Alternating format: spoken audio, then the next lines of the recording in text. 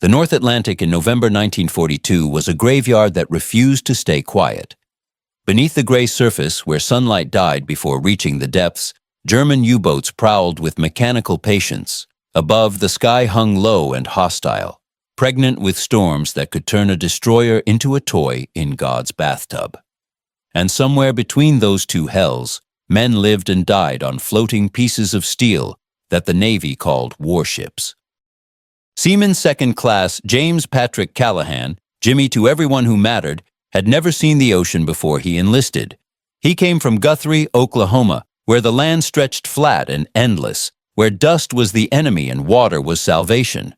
His father had been a farmer who'd watched his crops wither in the Dust Bowl, who'd taught Jimmy that when something breaks, you don't wait for help. You fix it yourself or you starve. That lesson, learned in fields of dead wheat under a merciless sun, would prove more valuable than any training the Navy could provide. The USS Benson was a Gleaves-class destroyer, 348 feet of welded steel and riveted hope, carrying a crew of 276 souls across an ocean that wanted them dead. She'd been commissioned less than 2 years earlier, in May of 1940, when the world was still pretending that perhaps somehow the madness in Europe might be contained. Now, in the third year of America's war, she was showing her age in ways that made Chief Petty Officer Harold Morrison wake up at night with his jaw clenched tight enough to crack teeth. Jimmy worked in the engineering spaces, deep in the ship's bowels, where the temperature could swing 40 degrees between the boiler rooms and the outer compartments, where the smell of fuel oil mixed with sweat and fear created a perfume that no amount of showering could wash away.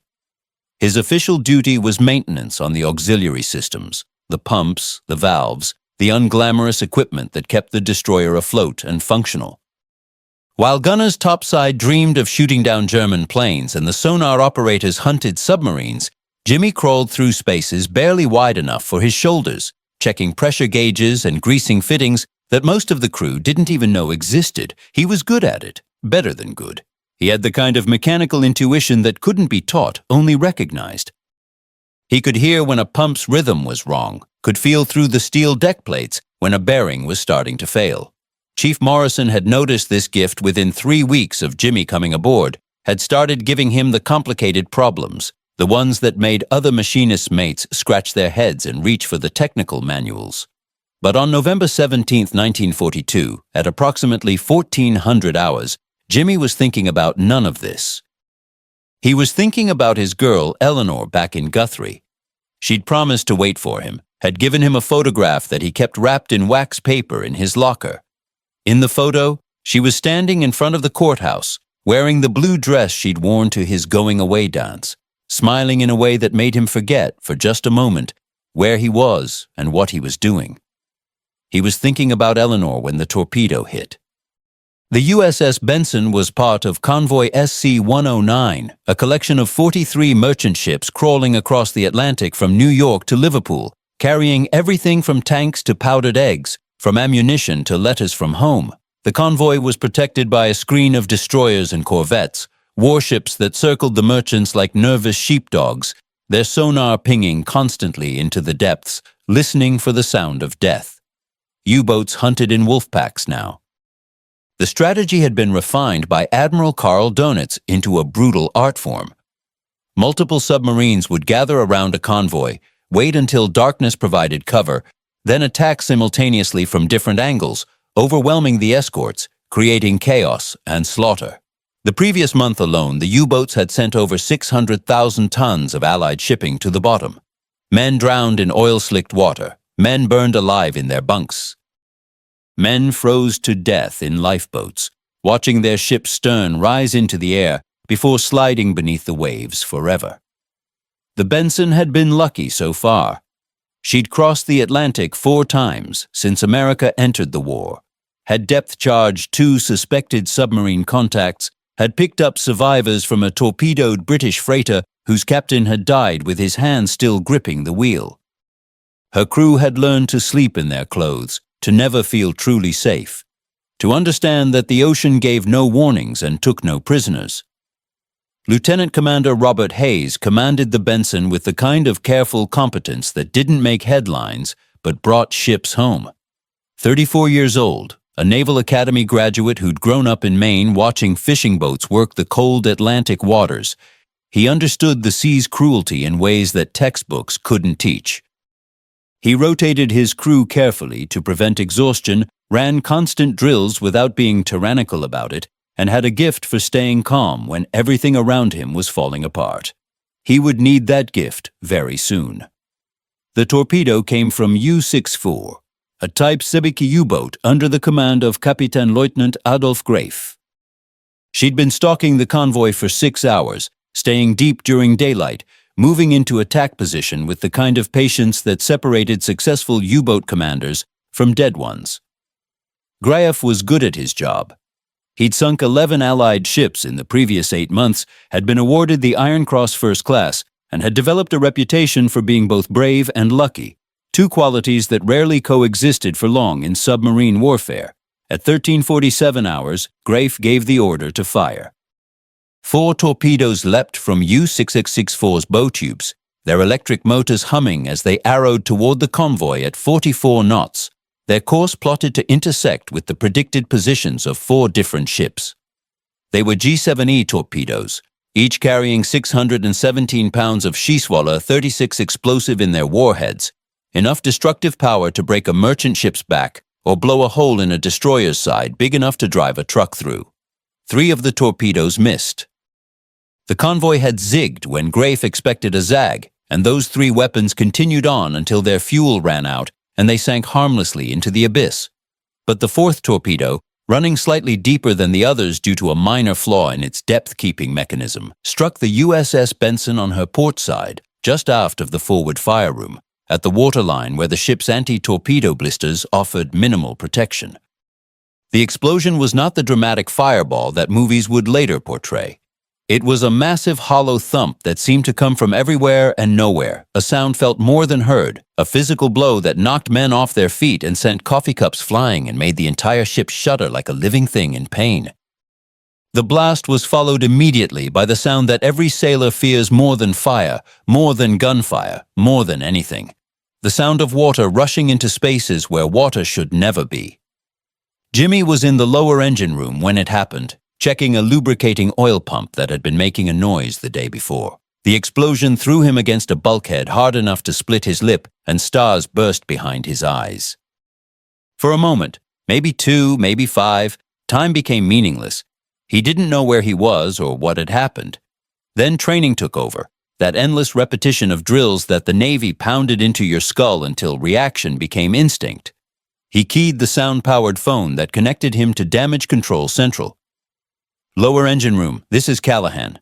We've been hit, checking for damage now." The voice that came back belonged to Chief Morrison, and it was tight with controlled panic. "All spaces report. We're taking water somewhere forward, trying to isolate it now." Jimmy's section of the ship seemed intact. The machinery was still running, the lights still worked, and he couldn't smell chlorine gas or feel the ship listing. But somewhere forward, somewhere closer to where that torpedo had struck, men were fighting for their lives. The torpedo had punched through the Benson's hull in the worst possible location, between 2 watertight compartments, creating damage that couldn't be easily isolated. Water poured into the forward fire room at a rate that made the pump scream with effort, thousands of gallons per minute, cold Atlantic seawater that killed steam pressure and threatened to flood into adjacent spaces. The men in that compartment had perhaps 15 seconds warning, enough time for some to escape through the watertight door before it was sealed, trapping 2 sailors inside who would drown in darkness, their screams unheard over the roar of incoming water. Lieutenant Commander Hayes assessed the situation with the speed of a man who'd run this scenario in his nightmares. The forward fire room was lost. 2 men were dead. The ship was down by the bow, taking on water faster than the pumps could handle. If they couldn't stop the flooding, the Benson would sink within the hour. "All stop," he ordered, his voice carrying the artificial calm that commanders learn to project when their insides are churning. "Damage control parties to the forward section. Get me a report on what we can save." The ship shuddered to a halt, losing the forward momentum that had helped keep her stable. Around them, the convoy continued on, the merchant ships maintaining their formation because stopping meant becoming easier targets, meant exposing themselves even more to the wolf pack that was certainly still out there. The other escorts adjusted their patterns, providing cover for the wounded destroyer, but everyone understood the mathematics. One damaged ship couldn't be allowed to endanger 43 others. In Damage Control Central, Chief Morrison studied the reports coming in and felt his stomach sink. The primary bilge pump for the forward section had taken shrapnel damage, not destroyed but degraded, running at maybe 60% capacity. The backup pump was overwhelmed. They were fighting a losing battle, buying time but not winning the war. "We need more pumping capacity," he said to Lieutenant Harris, the damage control officer. "We need it now, or we're swimming."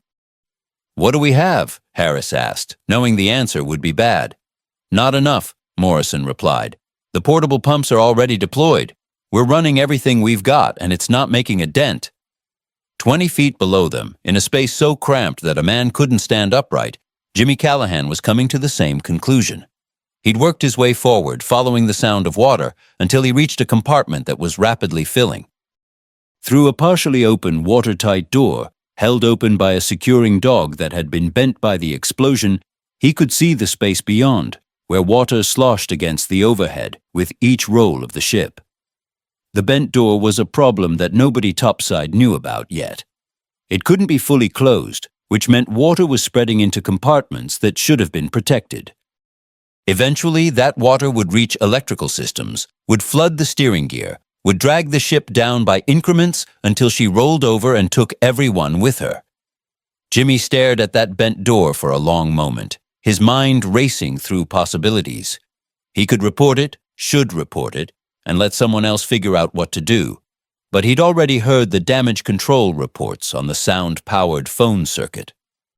Everyone was stretched thin, fighting a dozen different crises simultaneously. By the time someone got down here to assess the problem, it might be too late. His father's voice echoed in his memory. When something breaks, you fix it yourself or you starve. The toolkit Jimmy carried was basic: wrenches, a small pry bar, some wire, electrical tape. Nothing designed for major repairs, just enough to handle minor maintenance issues. He stared at the bent securing dog, trying to figure out how to straighten it enough to allow the door to close and seal properly. The ship rolled, and water sloshed through the gap, soaking his legs to the knees. It was shockingly cold, that North Atlantic water, cold enough to kill even without drowning. He had maybe 10 minutes before this compartment was too flooded to work in, maybe 20 before the water spread far enough to doom the ship. He wedged the pry bar against the bent metal and pulled with everything he had. The dog moved slightly, grudgingly, metal screaming against metal. Not enough, not nearly enough. He needed leverage, needed mechanical advantage, needed something he didn't have. Then he saw the portable pump. It was a small unit, gasoline-powered, normally used for pumping water out of compartments. Someone had abandoned it here when they evacuated, probably because it wasn't powerful enough to make a difference against the main flooding. But Jimmy wasn't looking at it as a pump anymore. He was looking at it as a tool. What he did next would later be described by Chief Morrison as the stupidest brilliant thing I've ever seen, and by Lieutenant Commander Hayes as exactly the kind of improvisation that wins wars. Jimmy disconnected the pump's discharge hose and removed the pump's casing, exposing the gasoline engine inside. Then, using wire from his toolkit and a length of line he found secured to the bulkhead, he created a crude but effective mechanical linkage between the engine's crankshaft and the bent securing dog. The theory was simple, almost childish. If he could get the engine to run, the rotating crankshaft would pull on the line, which would pull on the pry bar, which would straighten the securing dog enough to let the door close. It was the kind of solution that violated probably a dozen Navy regulations and would never appear in any damage control manual. It was also the only chance they had. Jimmy primed the engine, said a prayer to a god he'd been ignoring since boot camp, and pulled the starter cord. The engine coughed, sputtered, and died. Water was now up to his thighs. His hands were shaking, whether from cold or fear he couldn't tell. He adjusted the choke, checked the fuel line, and tried again. This time the engine caught. It roared to life in the confined space, filling the air with exhaust fumes that burned his lungs. The crankshaft spun, the line went taut, and the pry bar levered against the bent metal with a force that no human muscle could match. The securing dog straightened, not perfectly, It would never be perfect again, but enough. Jimmy killed the engine, grabbed the door, and threw his full weight against it. The door swung closed with a screech of tortured metal. He spun the dogs, sealing the compartment, cutting off the water's advance. For a moment, he just stood there, chest heaving, soaked to the waist, breathing air that was more exhaust than oxygen. Then he keyed the sound-powered phone. Damage Control Central, this is Callahan in Section 4 Alpha. I've sealed the bulkhead door. The flooding should be contained now. There was a pause on the other end. Then Chief Morrison's voice came back, filled with disbelief and something that might have been pride. Say again, Callahan? How the hell did you seal that door? I used the portable pump, Chief. Well, the engine from the pump, it's kind of hard to explain. Another pause. Did it work? Yes, Chief, it worked. Then I don't care if you used voodoo and chicken bones. Get yourself topside and report to me directly. And Callahan? Yes, Chief? Good work, son. The USS Benson didn't sink that day. She limped into Reykjavik, Iceland, 3 days later, listing 5 degrees to port, with her forward section still partially flooded and her crew exhausted beyond description. She would spend 4 months in dry dock, getting new plates welded into her hull, getting systems rebuilt, getting scars that she would carry for the rest of her service life. U-6004 survived another 7 months before she was sunk by a British destroyer off the coast of Portugal, taking Capitan Lieutenant Grafe and his entire crew to the bottom. Jimmy Callahan was awarded the Navy and Marine Corps Medal for his actions, though he never felt comfortable talking about it. When reporters came around after the war, wanting to tell his story, he'd shrug and say he just did what needed doing, the same way his father had taught him to fix tractors that broke down during harvest season. But on that November afternoon, standing in Damage Control Central with his uniform still dripping seawater, listening to Chief Morrison explain to Lieutenant Commander Hayes exactly what Jimmy had done, he allowed himself one small moment of pride. Not because he'd been brave. He hadn't felt brave, only terrified. Not because he'd been clever. He'd just used the tools at hand. But because when something broke, when his shipmates needed him, he'd done what his father had taught him to do. He'd fixed it himself. Outside, the North Atlantic rolled on, gray and cold and infinite, caring nothing for the small drama that had played out on one destroyer's decks. The convoy had reached Liverpool safely. The war would continue for another 2.5 years, and somewhere in Guthrie, Oklahoma, Eleanor would receive a letter written in cramped handwriting on water-stained paper that began, "Dearest Eleanor, I have something to tell you about why this letter is late." The sound of water would haunt Jimmy Callahan's dreams for the rest of his long life. But he would also remember the sound of an engine catching on the third pull, the sound of metal screeching as it bent back into place, and the sound of Chief Morrison's voice saying those 2 words that made it all worthwhile. Good work. Historical note. While this narrative is a fictionalized account, it draws from real events and authentic details of World War II naval combat. The USS Benson, DD-41, was a real destroyer that served with distinction throughout the war. Convoy SC-109 was a real convoy that crossed the Atlantic in November 1942, though the specific incident described here is created for this narrative. The technical details of ship operations, torpedo attacks, and damage control procedures are based on historical records and veteran accounts. Thousands of sailors performed acts of improvised heroism like Jimmy Callahan's during the war, acts that often went unrecorded but were no less vital to victory.